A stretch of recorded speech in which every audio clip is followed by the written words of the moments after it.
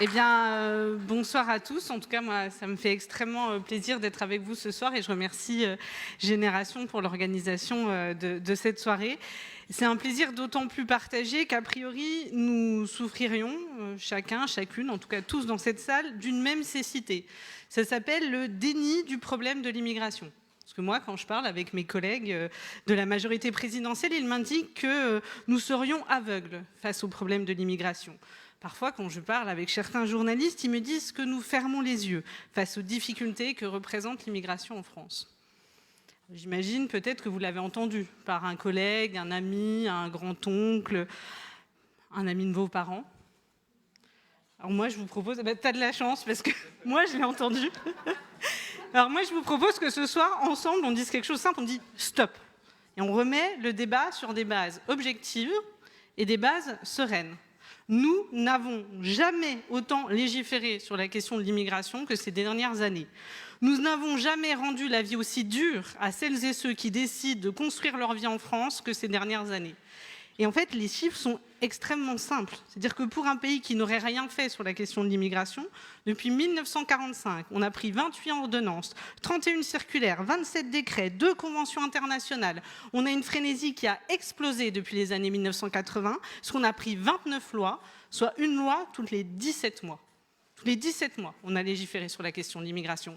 Et on a légiféré toujours dans le même sens, c'est-à-dire durcir les conditions d'entrée et d'installation sur le territoire national. Je voudrais quand même vous donner quelques exemples, parce qu'a priori, on n'a rien fait. Les conditions de délivrance de la carte de résidence de longue durée ont changé 8 fois. Les conditions de régularisation des nouveaux arrivants sans papier ont été redéfinies 15 fois. Les exigences en termes de ressources financières et de conditions de logement ont été renforcées pour le regroupement familial. Un contrat d'intégration républicaine doit être signé. La durée de rétention possible pour les nouveaux arrivés sans papier est passée de strictement nécessaire en 1980 à 90 jours en 2018. L'offre de soins fournie aux nouveaux arrivants a par contre été fortement réduite. On passe d'un accès à la sécurité sociale universelle en 1945 à un panier de soins limité aux urgences en 2020. Donc moi, je ne sais pas vous, mais quand moi je fais la liste, je me dis que c'est peut-être pas nous qui sommes aveugles, mais eux qui sont pris d'amnésie.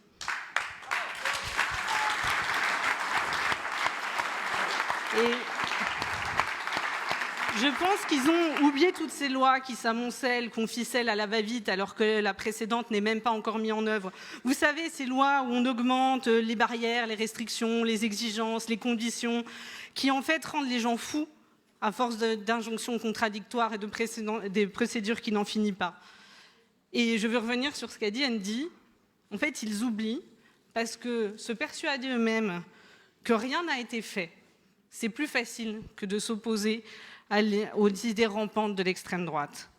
Car oui, la droite libérale, de LR à Renaissance, sont faibles et sont lâches. Ils sont faibles et ils sont lâches quand ils reprennent les idées de l'extrême droite. Ils sont faibles et ils sont lâches quand ils reprennent leurs mots. Et cette lâcheté, aujourd'hui, elle a un effet très simple. Elle transforme l'Assemblée nationale en une chambre d'écho des obsessions identitaires de l'extrême droite.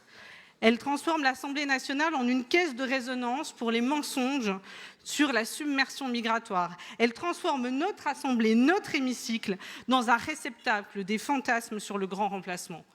Et moi, je suis comme on dit, j'ai honte. J'ai honte du silence de la majorité. Parce qu'en fait, je voudrais que les membres de la majorité, ils soient avec nous.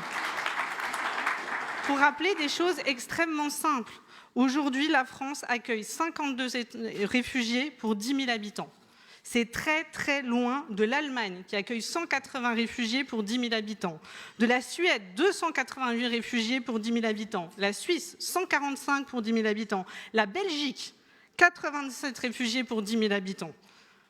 J'ai honte du silence de la majorité, quand ils laissent le Rassemblement national expliquer, comme ils l'ont toujours fait, que c'est les étrangers qui veulent le travail des Français. Alors même qu'aujourd'hui, ils devraient être avec nous pour défendre une chose très simple, c'est qu'il y a un consensus chez les économistes, de Jean Tirole à Esther Duflo. La question de l'emploi, ce n'est pas un gâteau à taille non variable. Les nouveaux arrivants, en cotisant et en consommant, contribuent à la création des emplois. C'est donc un mensonge de plus.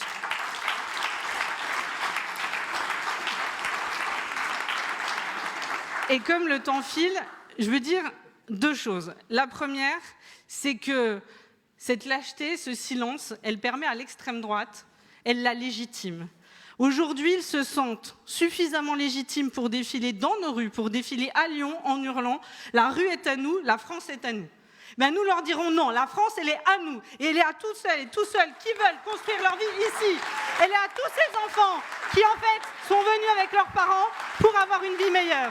Elle est avec tous ces parents qui ont quitté des pays où le taux de mortalité infantile est délirant et où, en fait, ils se sont dit oui, je vais prendre le risque, je veux prendre le risque de l'exil, je vais tout laisser derrière moi, ma famille, mes amis, ceux que je connais. Je vais prendre le risque du trajet et je vais venir construire ma vie. C'est ça notre France et jamais, jamais nous ne céderons à l'extrême droite, jamais nous les laisserons aller dans la rue, jamais nous les laisserons à l'Assemblée être seuls et pouvoir déverser leurs mensonges. Si la majorité est lâche, nous, moi je dis la NUPES encore, désolé, à la NUPES, oui, on sera plus courageux. On sera courageux pour Renaissance, on sera courageux pour Horizon, on sera courageux pour le Modem. Parce que non, l'extrême droite n'a pas sa place. Les paroles de l'extrême droite n'ont pas sa place dans cette Assemblée. Et ça, extrêmement clairement, nous leur dirons absolument non. La deuxième chose que je voulais dire, mais j'en ai un peu déjà dévoilé, c'est que j'ai entendu, j'ai lu, je le sais, la NUPES est morte. Voilà, bon, ça a été écrit, ça a été redit, il paraîtrait que la NUPES est morte. Moi, je vais dire en fait que la NUPES soit morte, sur le point de mourir, suspendue, c'est pas la question. La seule question qui va être face à nous dans les jours qui viennent, c'est est-ce que nous serons à la hauteur de nos valeurs? Est-ce que nous arriverons à avoir des victoires? Est-ce que nous allons laisser la droite libérale avoir une loi qui a pour cadre, qui a pour philosophie uniquement les obsessions de l'extrême droite? Je pense que la réponse, elle est sur cette scène, je pense que la réponse, elle est dans cette salle, je pense que la réponse, elle est par tous les militants qui aujourd'hui ont confiance dans la France, pour tous ceux à qui Elsa a rendu hommage, tous ceux qui se battent dans les grèves aujourd'hui pour reconnaître les travailleurs sans papier, tous ceux qui accueillent, tous ceux qui font les maraudes, tous ceux qui en fait n'ont jamais baissé les bras, tous ceux qui ne baissent pas les yeux quand l'extrême droite est dans la rue. En fait, aujourd'hui, la réponse, c'est vous, et non, nous ne céderons rien, et oui, nous resterons unis. Bravo. Mesdames et messieurs, Cyrielle Châtelain.